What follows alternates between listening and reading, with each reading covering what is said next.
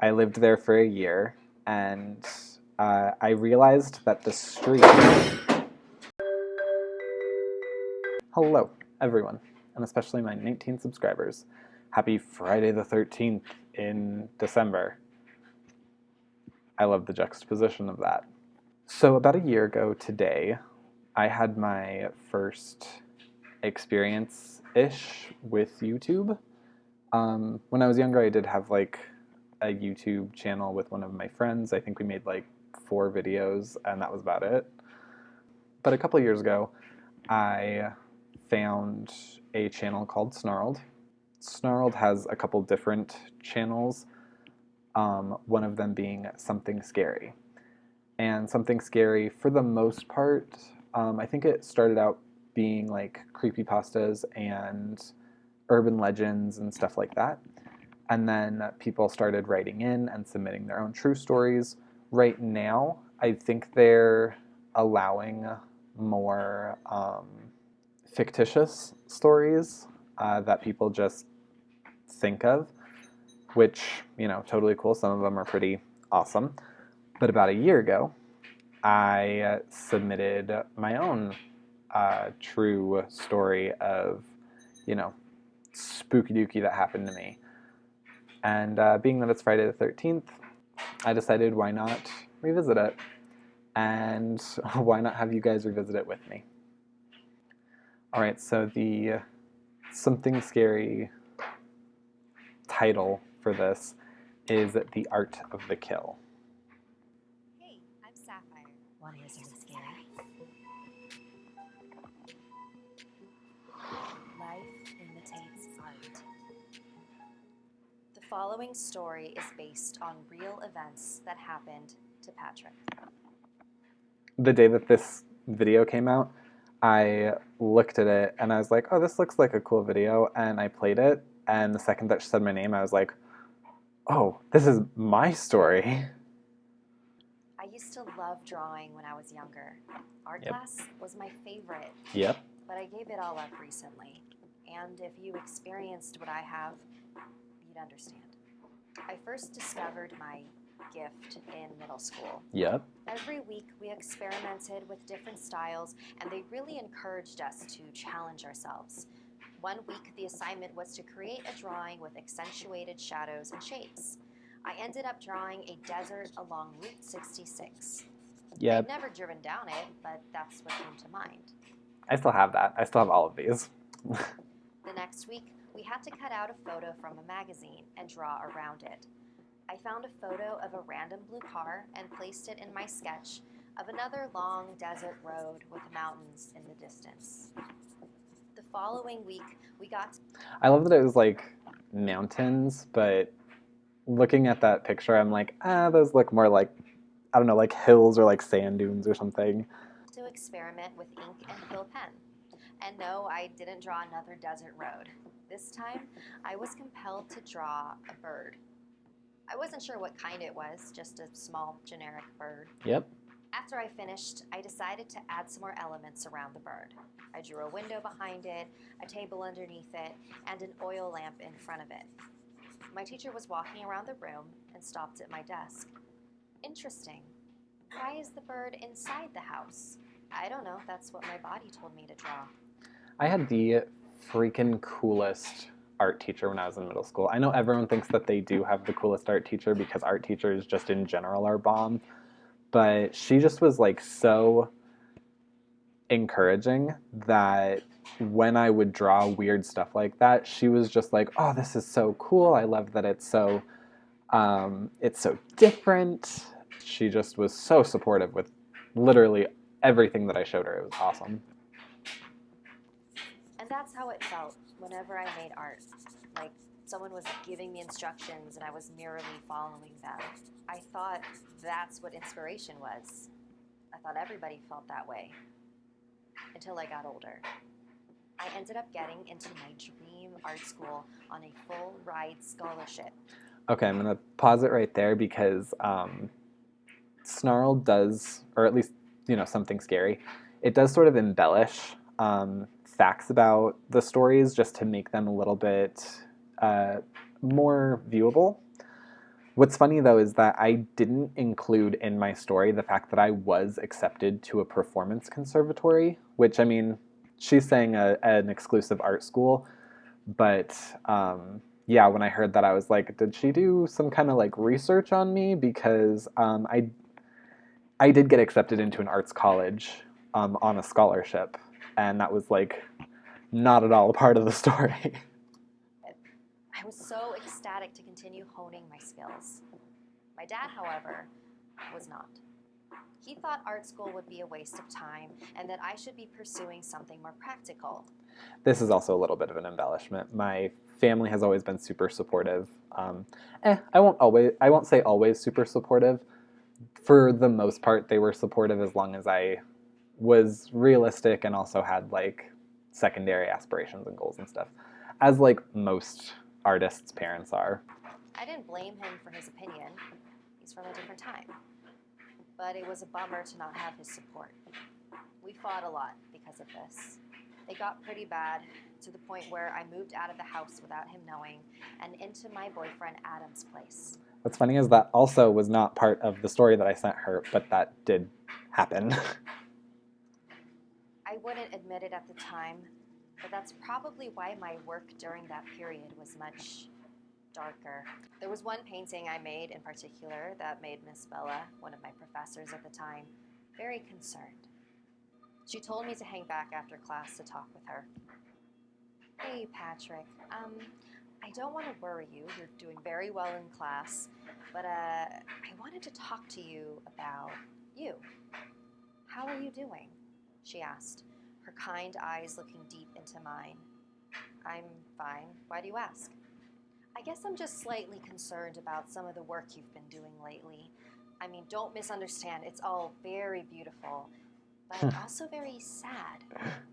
I'm just drawing what my body tells me to draw. So your body told you to draw a self-portrait with monsters ripping you to shreds? Okay, I'm also just gonna pause at the moment. That is another part that like I didn't include in my story, is that I did have some art that reflected myself. There was a period where I was like super into trying to do self-portraits and stuff, and actually my mom has a couple still somewhere, or at least I think she does. But yeah, actually this whole like confrontation was not with the teacher, it was with my sisters. But yeah. Well, it's not really supposed to be taken literally. And a man drowning in a pool filling up with his own blood. Oh, that's my dad. He likes to go swimming, but that's not supposed to be blood. Look, you don't need to tell me anything you don't want to tell me.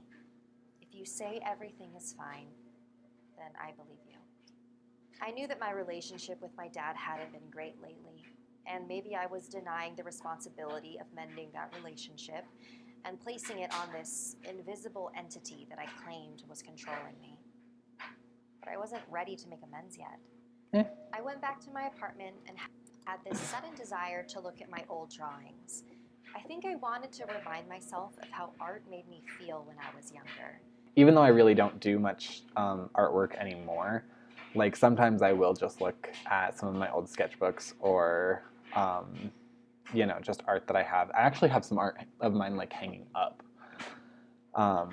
just to remind myself like, how creating things still makes me feel. I don't do much like with art anymore, not specifically just because of this story, but like this did put like a huge damper on my desire to continue with like pen to paper. As I laid my drawings out on my bed, Adam came up behind me. He pointed at the car. Wow, so you ended up getting your dream car, huh? What are you talking about? That's just a random car. That's the exact same color and model as yours.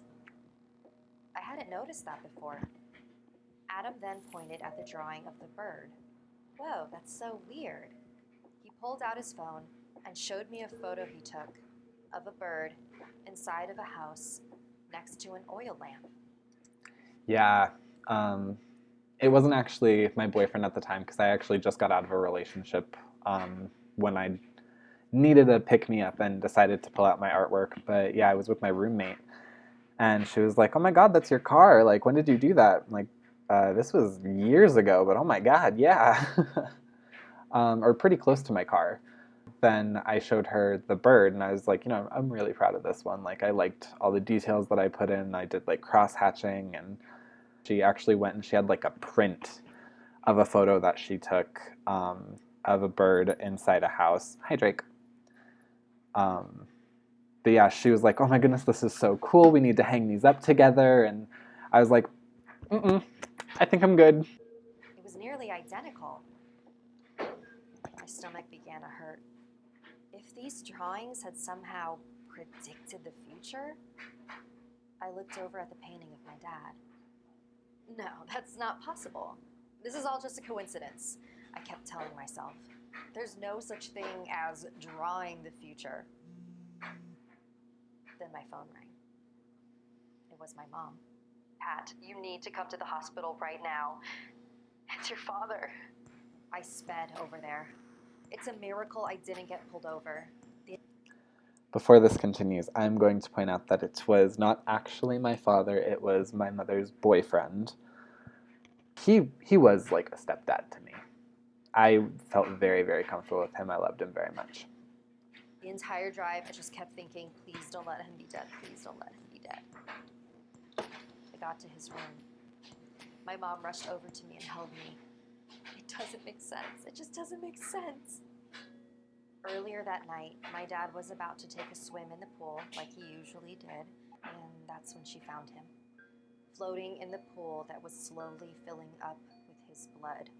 The reality of this story was not that I drew him drowning in his own blood in a pool. What I had drawn was really late at night, and I just like had this feeling, and I started drawing like a juxtaposed image, and on one side was a woman basically like being dragged through hell, and then I drew, and so the woman happened to be a white woman, and then I drew a man ascending up the stairs to heaven, and the man that I drew happened to be black. I was not thinking about my mother's boyfriend. I wasn't thinking about my mom when I was doing it. It just was like a nice image. Everything about it was, it just was how I felt. It just was something that came into my mind. I was like, I need to get this on paper right now. And I started drawing it. Sorry if you hear that, the dryer's going off in the background. So yeah, I drew it, and then I heard the garage door open. I went downstairs because I was like, it's so late. Why is someone leaving? And my sisters were sitting downstairs, and they told me, like, hey, mom just left. I'm not going to say his name because privacy and whatnot. Her boyfriend had suffered a cardiac event. He was gone, and she was basically just heading to the hospital to say goodbye, even though, he had already passed. But yeah, and then I looked over, and we have a staircase heading upstairs and a staircase heading down to the basement, and her boyfriend had a black cat, and he was sitting by the stairs leading upstairs, and my mom had a white Maltese, and the Maltese was sitting next to the stairs heading to the basement. It just popped in my mind, like, what I just drew. So I ran upstairs, and I got it, and I went down to show my sisters, like, oh my god, like, just sort of freaking out in myself that, this was another time that this was happening. And one of my sisters, like, took it, was like, why would you draw something like this? What's wrong with you? Like, what? And, like, don't get me wrong, I love my sisters. I totally understand the situation. Like, it was scary for me. It was sad. It was sudden. But yeah, she was like, you can never show mom, never talk to mom about this. Don't, like, never bring this up again. And I pretty much didn't. His head was cracked open by a heavy object as he was in the water, and he drowned. There was a big rock at the bottom of the pool, so my mom thinks that was probably what hit him. It doesn't make sense, Pat. I was just a vessel, and something horrible was using me, and I couldn't let it anymore. I wasn't gifted. I was cursed. So tomorrow, my boyfriend and I are headed on a long road trip across the country. I'd never seen the desert or the mountains. I just needed to get away from everything. Maybe we'll move to another state. I just want to drive to a place far away where my stupid drawings can't hurt anyone ever again. So yeah, if you recall, the first drawing from this video was the drawing I made of Route 66. And I did move out of state. I ended up moving to Albuquerque, and I went apartment hunting. I found a few apartments that I really, really enjoyed. I, obviously moved into one of them. I lived there for a year, and I realized that the street, that wasn't scary at all. Sorry, where was I? Yeah, moved to Albuquerque, got an apartment, and after a couple months of living in Albuquerque, it took me months to figure out that I was living on Route 66. Like, before Route 66 was Route 66, it was separate, like, roads in all of the towns that it goes through. I was unaware of that, so I lived on Route 66 for a year. All just kind of strange, weird stuff. I totally love the way that Sapphire changed some of the stuff, and some of the stuff that randomly she just included that she would have not known about me. Yeah, super interesting. And now this is just something else that you guys kind of know about me. I don't think that I'm like cursed. That part was also just like embellished. I think that there are people that have very, very overly logical brains or something of that caliber and just have a knack for being able to predict most likely outcomes. But I also believe there's stuff that we can't explain and sometimes just hits some of us and sometimes it doesn't. I also wanted to point out, so when I looked at this, people didn't quite understand the story. Like this comment from 6 months ago, can he draw me being in a relationship for once? I wasn't drawing things into reality, or at least I don't believe that I was. And there are a lot of comments about, yeah, like this. Is he predicting the future or making it? Is this a demon? No, this is Patrick.